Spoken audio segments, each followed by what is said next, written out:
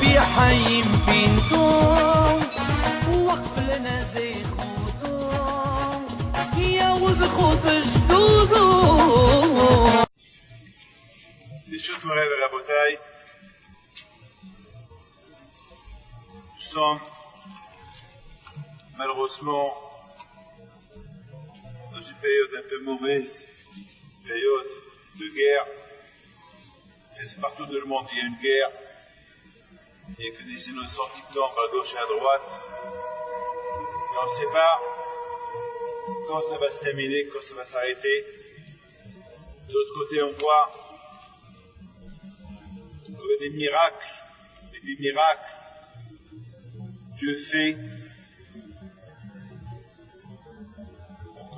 pour qu'on se réveille, pour voir clair que Hachem il est là, qui protège. Et de l'autre côté, c'est pas tout le monde qui se réveille. Il y a des gens qui vont se réveiller, il y a des gens qui vont s'endormir. Et c'est pour cela, dans la paracha de Mas'é, ce bel paracha, la Torah là-bas, elle nous parle de tous les voyages que les Juifs ils ont fait depuis qu'ils ont quitté l'Égypte jusqu'à la rentrée d'Israël. Et je me suis posé une question, quelle est la raison que la Torah elle mentionne les voyages, elle écrit les noms des endroits où ils ont campé, où ils ont voyagé. Qu'est-ce que moi, David Pinto, j'ai à apprendre si quelqu'un me dit j'étais là et je suis parti de là à là, ça me dérange. Vous savez, pour moi, ça ne dit rien du tout. Hein. Vous imaginez que quelqu'un qui vient chez moi et il commence à me raconter les voyages qu'il a fait, là, je lui dis, eh ben, tant pis pour toi, qu'est-ce que tu me racontes? C'est uniquement que si vraiment il me raconte quelque chose d'impressionnant qui lui est arrivé dans un voyage, je comprends. Comme par exemple, lorsque les Juifs ils ont quitté l'Égypte, ça c'est beau à dire. Les miracles qu'ils ont eus lorsqu'ils ont quitté l'Égypte, le dernier coup que Dieu a donné aux Égyptiens, Makat Vechorot, que tous les premiers-nés sont morts, ça c'est impressionnant, ça c'est à raconter. Ils ont quitté l'Égypte tel jour. Au moment qu'ils ont quitté l'Égypte, les Égyptiens étaient en train d'enterrer les premiers-nés. Ça, c'est important. C'est beau de le dire. Mais me dire tous les voyages qu'ils ont fait pendant 40 ans dans le désert, qu'est-ce que j'ai à apprendre de ça? C'est normal qu'ils sont partis d'un endroit à l'autre. C'est tout à fait normal. Ils ne vont pas rester pendant 40 ans dans le désert. Qu'est-ce qu'ils vont faire dans un seul endroit? Donc, Akadosh Baruch Hu Hashem, il les a un peu occupés. Mais, de l'autre côté, il y a eu beaucoup de problèmes pendant ces 40 ans. Ici, il y a eu une chose, et puis la Torah, elle nous raconte tous les problèmes qu'ils ont eu dans les endroits où ils ont campé, les problèmes. Et à cause des problèmes qu'ils ont eu, ils ont appelé l'endroit, parce que le désert, il n'a pas de nom. Donc, ils ont donné un nom à l'endroit où ils avaient un problème. Est-ce que moi, David Pinto, j'ai à apprendre? Vous savez très bien que tout ce que la Torah elle dit, c'est des choses à apprendre. Alors, qu'est-ce que nous, on a à apprendre des noms qu'ils ont donnés à chaque endroit où ils ont campé, à chaque endroit où ils ont voyagé? Et pourquoi nous citer toute une paracha, nous parler des noms d'un endroit à l'autre où ils sont partis? Ça ne nous intéresse pas, nous, 4000 ans plus tard. Et ça nous intéresse.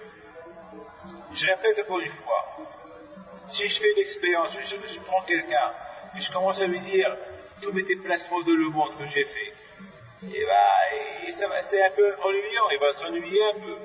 Il va dire, qu'est-ce que je suis en train de lui dire? Il va rien comprendre. Moi-même, David Pinto, lorsque quelqu'un commence à me dire ce qu'il a fait pendant ses voyages, je m'ennuie. Ça ne m'intéresse pas, je veux rien savoir. Pourquoi quelqu'un raconte ça? Je ne sais pas moi. Vous me raconte. Alors, mes amis, il faut savoir une chose. La paracha de la semaine prochaine, c'est la paracha de Devarim. Et cette paracha de Devarim, elle est tout de suite après la paracha de Massaï. La paracha de Massaï, c'est la paracha des voyages. Tous les voyages que les Juifs ils ont fait pendant 40 ans dans le désert. La Torah elle précise les noms et les endroits et tous leurs déplacements dans le désert pendant 40 ans. Et après, Moshe Rabbeinu, lorsqu'il a vu qu'ils étaient maintenant prêts à rentrer en Israël, et c'était le délai de c'était Arvot Moab, cet endroit il s'appelle Arvot Moab, car c'est là-bas où Moshe Rabbeinu est mort, et là-bas c'est la frontière avec Israël. Donc là-bas Moshe Rabbeinu il leur a répété toute la Torah. Toute la Torah. Tout ce que Hachem il a enseigné à Moshe Rabbeinu pendant 40 ans, il a répété aux Juifs ce jour là-bas. Alors j'ai commencé à réfléchir. J'ai dit que, moi j'ai compris une chose. Vous savez que Hachamim me disent, Eve Golé Libkom Torah. La réussite du judaïsme, c'est de s'exiler là où il y a la Torah. Ça veut dire, il ne faut pas se contenter de dire, tiens, je reste chez moi. Sache que chez toi, tu ne vas jamais rien apprendre. Toute cette équipe qui se devait de cette équipe, c'est parce qu'ils se sont exilés de chez eux. Il faut savoir aussi que malheureusement, que tous les exils, tout l'exil où on se trouve aujourd'hui, qu'on a été exilé de Eretz Israël, c'est parce que Alma Harba Yerushalayim il dit,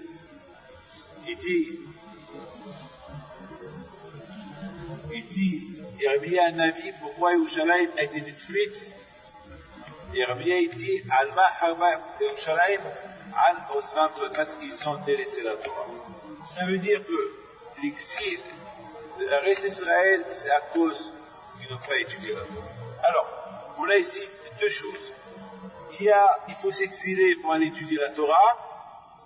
Il y a le peuple juif a été exilé parce qu'il n'a pas étudié la Torah. Il y a ce qu'on appelle l'exil du bonheur, il y a ce qu'on appelle l'exil du malheur. Quelqu'un qui est chassé de chez lui, c'est ce qu'on appelle l'exil du malheur. Mais quelqu'un qui voyage pour aller prendre des vacances, quelqu'un s'exile de chez lui, mais ça c'est comme un exil de bonheur. Il faut savoir une chose, que pendant 40 ans dans le désert, les pays d'Israël c'était 40 ans d'exil, puisqu'ils ont voyagé d'un endroit à l'autre, mais à chaque endroit, ils ont appris une leçon. Donc c'est quelque part, c'est l'exil du bonheur. Et c'est la raison pourquoi la Torah, elle écrit tous les déplacements des Juifs dans le désert. On a posé une question, pourquoi la Torah elle nous écrit tous les déplacements que les Juifs sont déplacés dans le désert pendant 40 ans? La réponse, c'était des exils du bonheur, parce que à chaque endroit où ils ont été, c'est vrai, il y a eu parfois des choses bien qui se sont passées là-bas, il y a parfois des choses mal qui se passaient là-bas, mais il y a eu un enseignement. Il y a eu un enseignement, il y a eu quelque chose qui a été, ils ont appris quelque chose.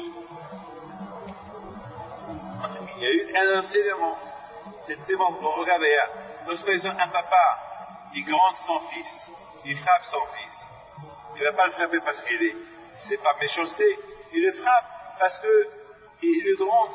C'est un enseignement qu'il est en train d'enseigner. Donc il lui fait une petite fessée et il lui frappe un peu. Vous savez que ma mère qui dit que celui qui corrige pas son fils avec le fouet, eh ben, ce bébé-là, il va devenir un bébé mauvais. La Gemara dit que Yaakov Abinu, s'il a bien éduqué ses enfants, c'est parce que toujours il leur a fait des reproches. Il les a toujours grondés. On a vu qu'Abraham Abinu, il n'a pas grondé Ishmaël. C'est pour ça qu'Ishmaël est sorti mal. On a vu que Yitzhak Abinu, il a grondé uniquement Yaakov et pas Esav. Et c'est la raison pourquoi Esav, il était mal. Donc ça veut dire qu'il y a ce qu'on appelle, il y a l'éducation.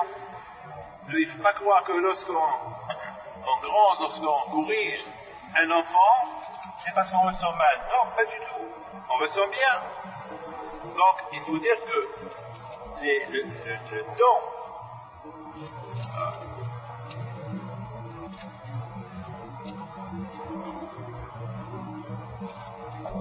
il faut voir que le temps, les 40 ans que les fils d'Israël sont restés dans le désert, ces 40 ans-là, même qu'ils se sont déplacés à gauche et à droite, n'oubliez pas que c'était les Juifs, lorsqu'ils ont quitté l'Égypte, ils étaient des esclaves. Ils n'étaient pas humains.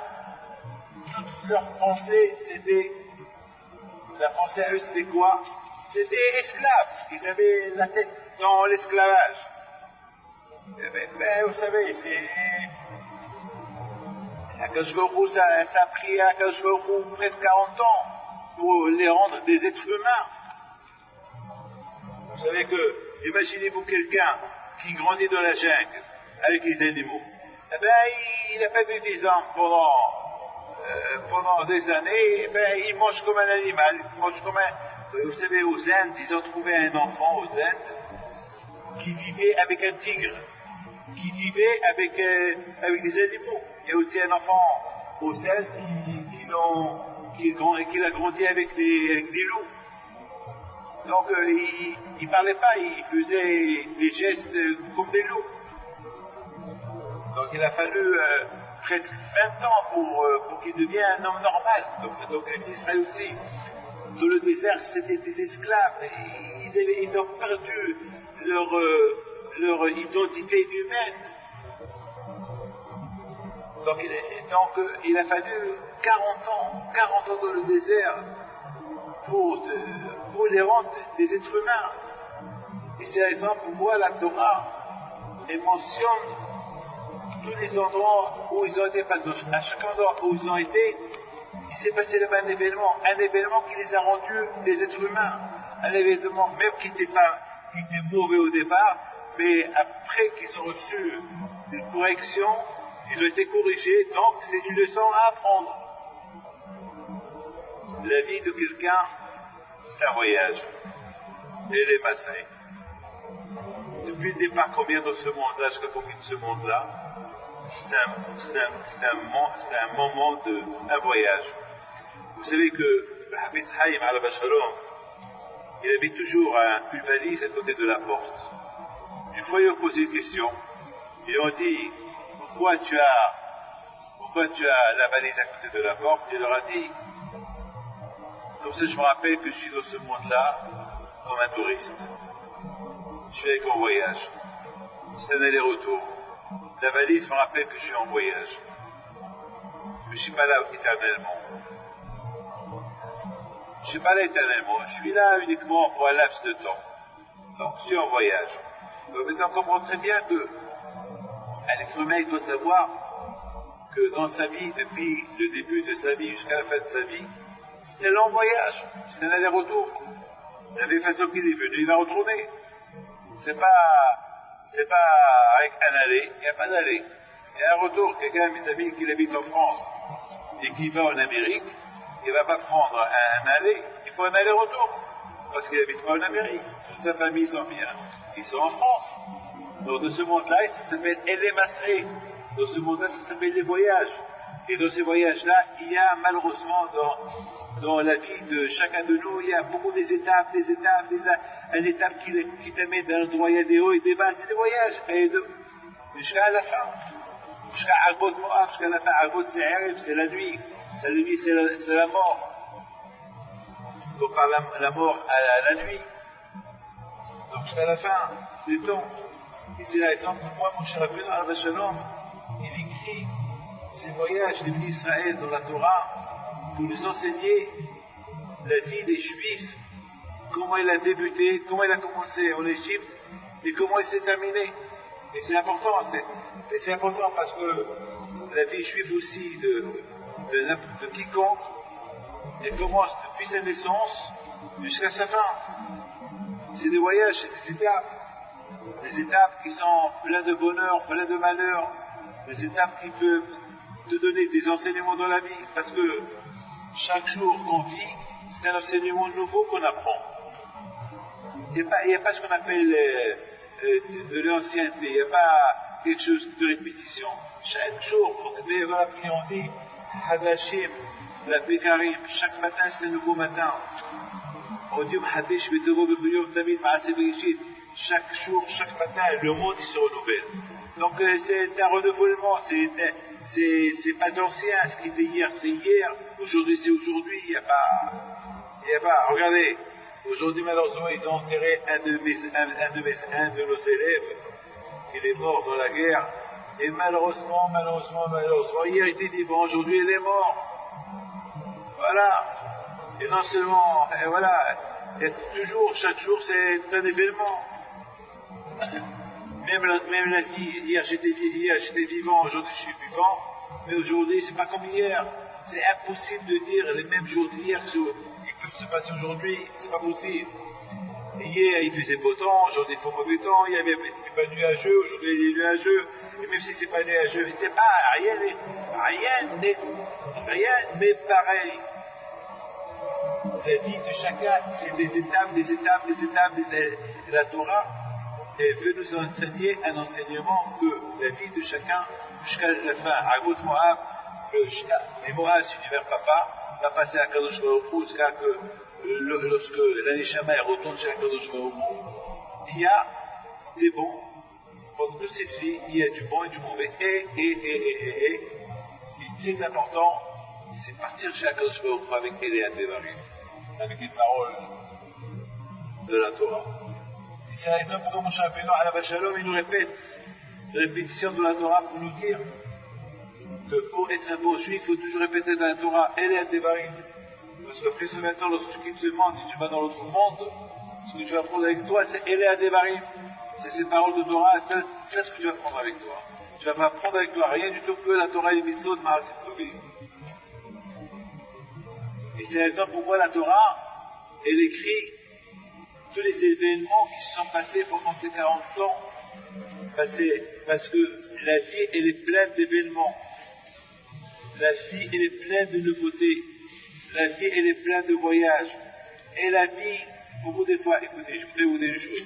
Beaucoup de fois, on voyage quelque part pour une cause, et voilà, dans ce quelque part-là, il peut arriver quelque chose de grave, et puis voilà, toute l'histoire est s'est terminée de cet endroit-là. Ça veut dire que beaucoup de fois, l'histoire se termine quelque part. Elle peut se terminer bien, elle peut se terminer mauvais, et donc on va donner le nom à cet endroit par rapport à ce qui est arrivé.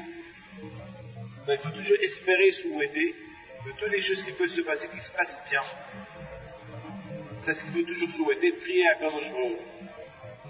En mettant en 2 mots, Masé et Eléa Devarim. Ça veut dire que bien un homme il doit être préoccupé pendant tous les voyages de sa vie. Tous les voyages de chaque jour, parce que n'oubliez pas que chaque jour c'est un voyage. N'oubliez pas que lorsqu'on dort, l'Aneshama est monte en haut et fait un long voyage. Après, elle retourne en bas, encore un voyage. Et encore le soir, elle remonte en haut. Donc c'est des voyages tout le temps. Elle est Masé.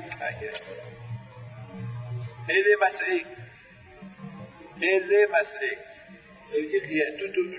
Mais au moins, il faut savoir au moins que ces voyages que l'Aneshama fait,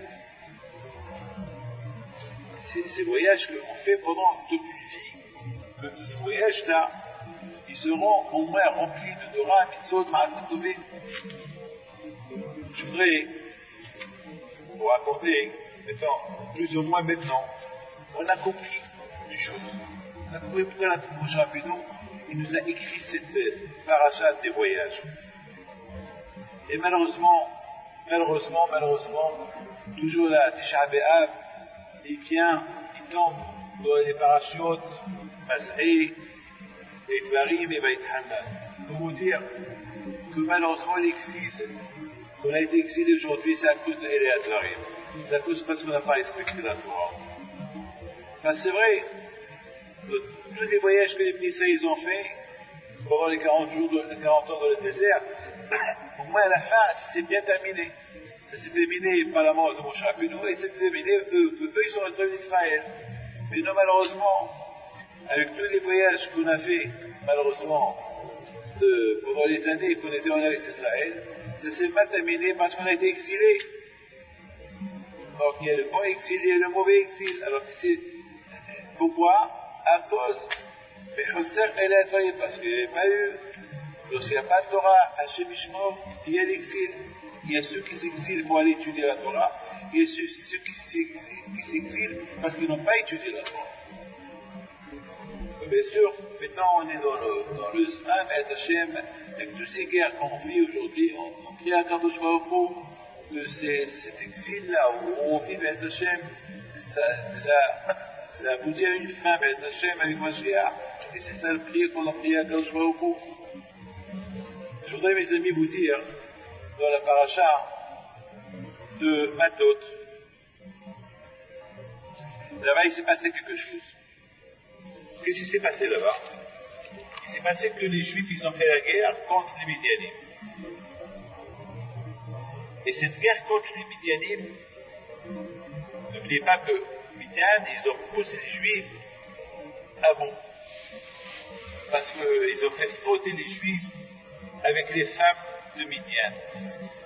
Vous imaginez 40 ans dans le désert, 40 ans les Juifs ils étaient de la Kedusha, et pendant 40 ans, ils ont, comme on l'a expliqué, ils ont passé des étapes, des hauts et des bas, et grâce à Dieu vers la fin, ils sont arrivés au bout, maintenant ils sont tous un peu tzadikim, ils sont prêts à rentrer en Israël, et voilà, il s'est passé l'événement, il est venu Mahshemo Bil'am, il a poussé Balak à faire fauter les Juifs avec des femmes goyotes. Et là, Hachem s'est énervé sur les Juifs et les a punis. Il y a eu 25 000 morts chez les Juifs. Alors, Hachem dit à Moshe Rabbeinu, Tzeror et à Midianim. Il dit à Hachem Moshe Rabbeinu, Moshe, rappelle-toi ce qu'ils ont fait les Midianim. Il faut les punir. Tzeror et à Midianim. Rappelle-toi ce qu'ils ont fait. Il faut les punir, il faut leur faire la guerre et les punir. Moshe Rabbeinu alayhi shalom, il dit au peuple d'Israël, Hachem, il les appelle pour la punition que vous avez été punis. Donc, il veut que vous vengez vos morts. Et Moshe Rabbeinu il dit au peuple d'Israël, c'est pas que venger vos morts, mais vous allez venger Hachem. Pourquoi? Parce que chaque juif qui meurt, c'est Hachem,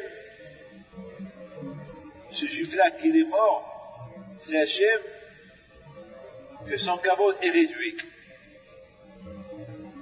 Parce que depuis qu'il y a un Israël qui sert Hachem, et le kavod et la gloire d'Hachem augmente. Mais lorsque Hachelon, un juif, il meurt, la gloire d'Hachem est diminue. Alors Moshe Rabbeinu a dit au Bnei Israël, il faut venger le kavod d'Hachem. Alors, mon fils, les enfants, le bouteille, les Bnei Israël, ils sont partis faire la guerre contre Midian. Et ils ont pris avec eux le chauffard, les vêtements du Kohen Gadol, ils ont pris avec eux Pinhas, ils ont pris avec eux les Sanhédrin, ils ont pris avec eux tous les grands rabbins, ils ont pris avec eux, vous savez, presque l'équilibre de Beth Amikdash, tous les ustensiles de Beth Amikdash, ils ont pris avec eux à cette guerre. Et j'ai vu des rabbins qui posent des questions. Depuis quand on a vu une guerre, que les rabbins, ils vont en tant que spectateurs à voir cette guerre. Et depuis qu'on a vu une guerre, qu'on prend les Sefer Torah à la guerre. Mais je ne comprends pas. Lorsqu'il y a une guerre, il n'y a que les soldats qui vont faire la guerre. Et point final. Les soldats, ils vont faire la guerre. Ils prennent les armes. Ils font la prière. Et c'est tout. Mais on n'a pas vu qu'on prend des rabbins, tous les grands rabbins du monde, on les prend avec nous. On n'a pas vu qu'on prend les Sefer Torah avec nous. On n'a pas vu qu'on prend les vêtements du Kohen Gadol avec nous. Alors pourquoi? C'est une question que j'ai vue cette semaine qu'on a posée. Et j'ai pensé, répondre à cette question. J'ai eu une petite pensée que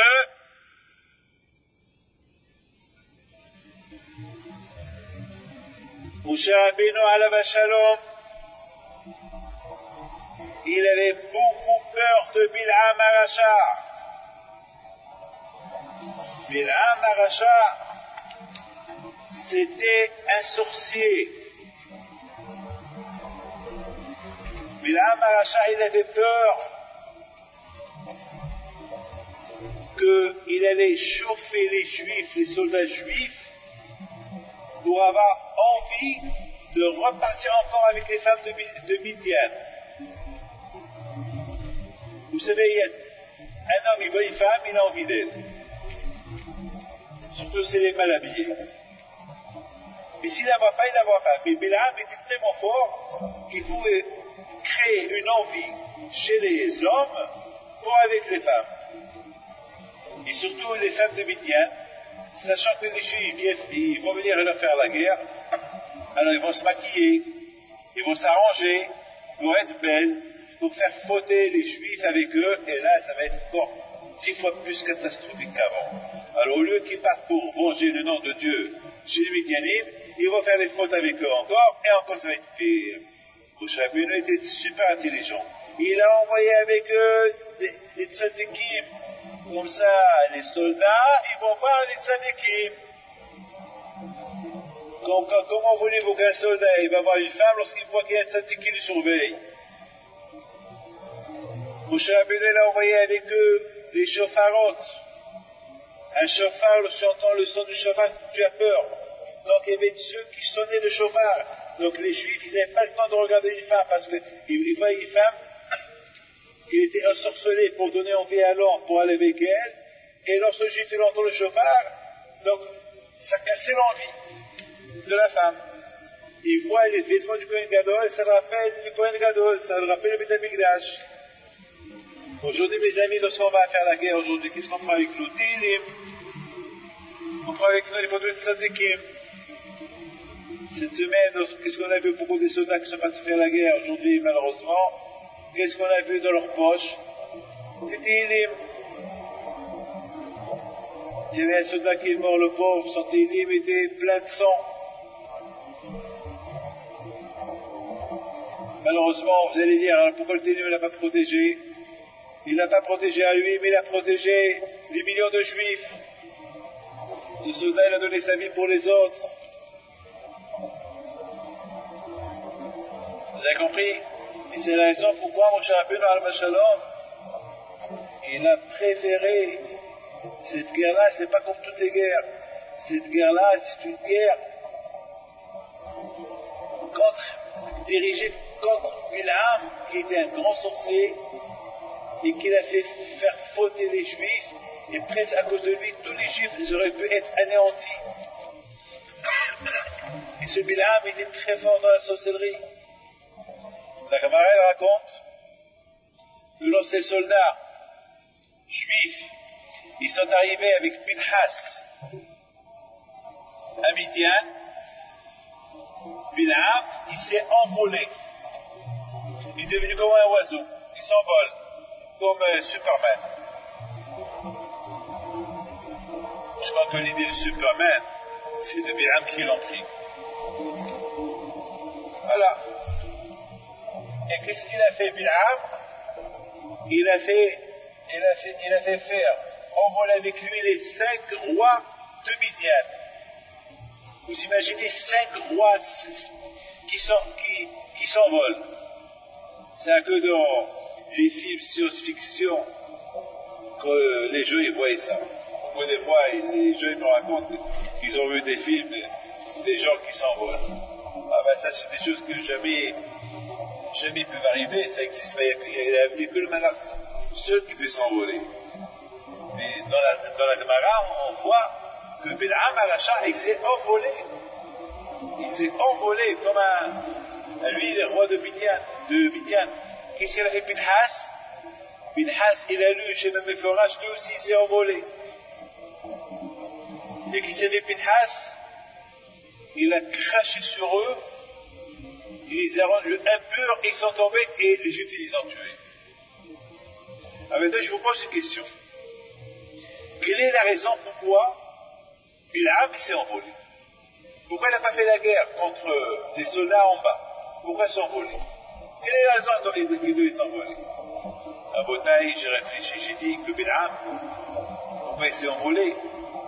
Parce qu'il sait que lorsqu'on fait la prière elle s'envole. Alors je vous raconte une petite histoire. Il y a eu une fois, Bihalina ben Terration, que lorsque les Romains, ils l'ont arrêté, parce qu'il était en train d'étudier la Torah, qu'est-ce qu'ils ont fait? Ils ont pris un Sefer Torah, ils l'ont enroulé avec le Sefer Torah, et ils ont commencé à les brûler avec le Sefer Torah. Alors, Hachamim, c'était Talmidim qui était là-bas présent, ils ont dit à la Behania Betarabion, c'est dur pour nous de te voir, cher Rabbi, que tu es en train de se faire brûler avec le Sefer Torah. Il leur a dit, eh bien c'est bien, celui qui va venger, Dieu qui va venger le Sefer Torah, qui est la Torah d'Hachem, alors il va se venger de moi aussi. Alors ils ont demandé à la Behania Betarabion, Rabbi, en ce moment-là que tu es en train de brûler, avec le Sefer Torah autour de toi, qu'est-ce que tu es en train de voir? Il leur a dit, je suis en train de voir le Sefer Torah qu'il est en train de se brûler, et je vois les lettres de la Torah qui s'envolent. Ça veut dire que jamais on peut tuer un juif. Même si on tue un juif, son judaïsme, il reste toujours présent. Le tzaddik, il meurt, sa Torah, elle reste présente. Rabbi Haïpit n'est plus là, mais sa Torah, elle est là. Rabbi Shimon bar Yochai n'est pas là, mais le Zohar qu'il a écrit, sa Torah, elle est là. Ces tzaddikim qui sont morts pour défendre Eretz Israël, eux, ils sont morts, mais le Kiddush Hashem qu'ils ont fait, la façon comment ils ont sanctifié le nom d'Hachem, c'est encore là. Et un soldat qui est mort, et avant de mourir, il a dit à sa femme, Be'ezat Hashem, à bientôt. Il est mort avec Be'ezat Hashem. Et jusqu'à maintenant, ce Be'ezat Hashem, il est là.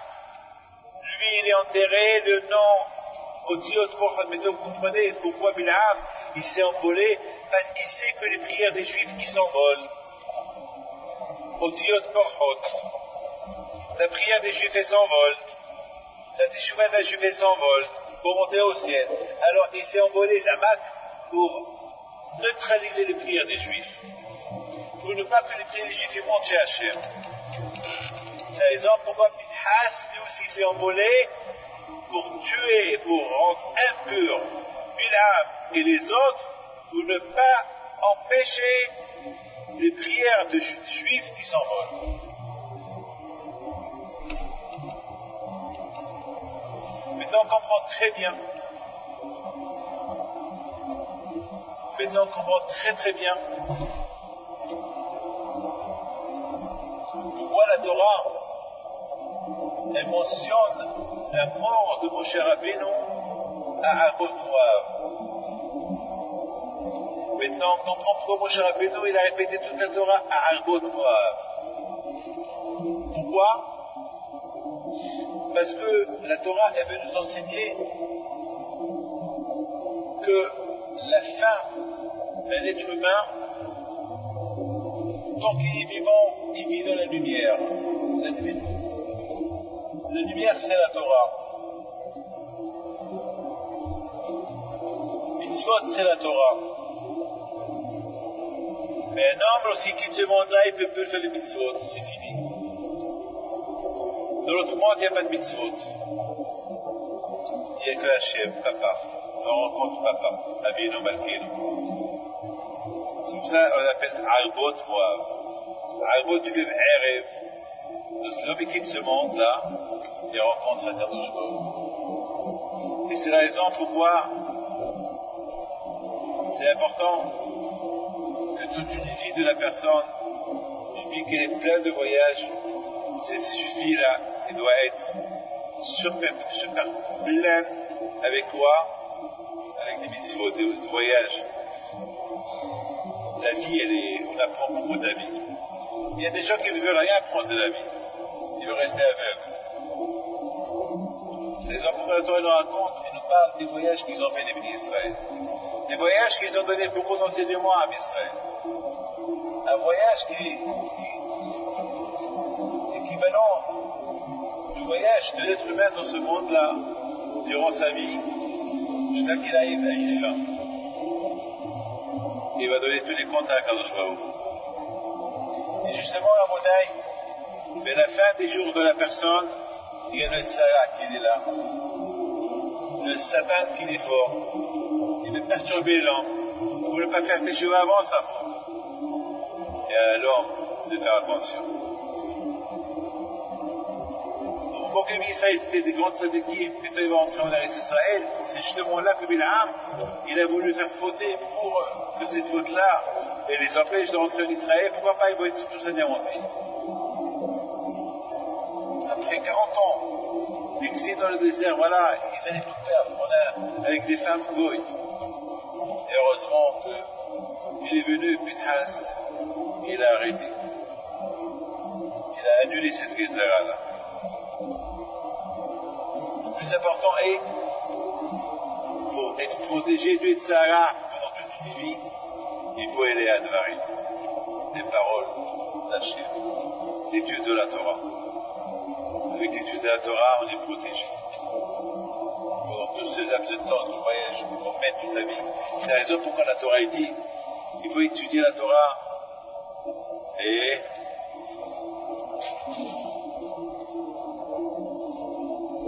c'est la raison pourquoi la Torah, elle nous rappelle, lorsque tu voyages, il faut étudier la Torah.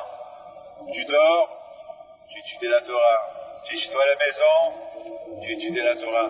Tu es avec tes enfants, tu leur enseignes la Torah. Toute une vie, il faut être plein. Tu vas en vacances, tu prends la Torah. J'étais heureux à ce que je veux dire. Il y a un ami qui s'appelle Peter Bilisti. Il m'a raconté que lorsque il est parti à Paris pour le mariage de mon fils, le Bioel Pinto, il arrive à l'aéroport, il s'est rendu compte qu'il n'a pas pris avec lui la Gemara. Il a commencé à réfléchir, comment je vais faire 14 heures de vol, aller-retour, sans étudier dans l'avion, que je vais faire pendant 14 heures de vol. Il appelle sa femme.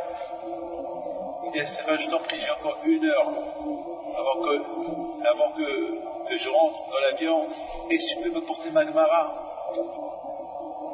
Et je t'en prie, aide-moi. Parce que qu'est-ce que je vais faire pendant 14 heures? Elle a dit, mais repose-toi, tu dors. Elle a dit, comment, même si je dors 2 heures, 3 heures, 14 heures, c'est pas possible. 18 heures, elle est dans l'aéroport. Qu'est-ce qu'elle fait? Elle prend la voiture et elle apporte la Gemara. Il m'a dit, Rabbi David, j'étais l'homme le plus heureux du monde. Lorsque ma femme est arrivée avec la Gemara, et dès que j'ai reçu la Gemara, l'avion, ils ont appelé pour qu'on rentre dans l'avion. Et je lui ai dit, combien de pages tu as étudié? Il m'a dit, j'ai étudié 5 pages. 5 pages de Gemara. Mais tu comprends pourquoi les femmes, ils ont hélek la Lamaba. Tu comprends pourquoi les femmes, ils ont hélek la Lamaba. Tu voyages, là où tu vas, tu étudies. La femme est au courage d'étudier. Maintenant, on comprend très très bien la vie de l'être humain, du juif. Toute sa vie, il a des hauts et des bas, des hauts et des bas, des hauts et des bas, des hauts et des bas. Il va d'un endroit à l'autre, c'est des voyages. Il y a des endroits où il a eu des échanges qui se sont retournés contre lui. Des changements de situation. Il y a d'autres endroits où c'est sans bénéfice. comme les petits Israël. Ils ont peu dans 40 ans dans le désert. Il faut savoir qu'après 120 ans, et je termine avec cette histoire, après 120 ans, on dit à l'homme exactement qu'est-ce qu'il a fait pendant toute sa vie. Donc, ils vont le faire voyager dans tous les endroits où il a été. Et ça va être en détail. Vous imaginez, même la pensée, on va lui exposer même sa pensée. Et toutes les bonnes choses qui sont sorties de ses actions, et les mauvaises choses qui sont sorties de ses actions. Et tout ça va être détaillé. Alors, il y a une solution. Pour que les choses soient attachées positives, si la Torah, elle est à dévarer. Elle est à dévarer. S'il y a les paroles de Moshe, les paroles de Torah que Moshe a fait nous enseigner, que nous aussi, nous devons se les enseigner. Savoir toujours, il y a un début, donc il y a un début de la liberté, de l'esclavage, jusqu'à la rentrée d'Israël, comme ça aussi, il y a le début de la naissance jusqu'à la mort. Quand on retourne chez Akadosh Baruch Hu. Et de Akadosh Baruch Hu souhaite, Be'ez Hashem, Hashem il nous aide à ce que, Be'ez Hashem, chacun de nous comprendra ce que Hashem il veut de lui. Et quand Akadosh Baruch Hu il apporte une victoire totale à Israël, là où ils sont. Et si Dieu veut qu'il y aura la paix dans le monde génération, si Dieu veut, c'est une guerre qu'on ne cherche pas, on ne veut pas de cette guerre-là, que Dieu fasse que cette guerre-là s'établit le plus tôt possible avec génération. Alors ce cours de Torah c'est l'Ishmat, et le fils à Jonathan Levé, comment il s'appelle? Jean-Philippe. Hein? Jean-Philippe. Jean-Philippe Levé. Et le Ishmat à Abraham Mouyad et Béjora Emira Mouyad Tane Satana Mouyad Zechona Levach. Amen. الهلولة لسيتو عالهرب بدافيد بنتو الهلولة لسيتو الهرب بدافيد بنتو نوضو يا العيالات صغارتو على البي دافيد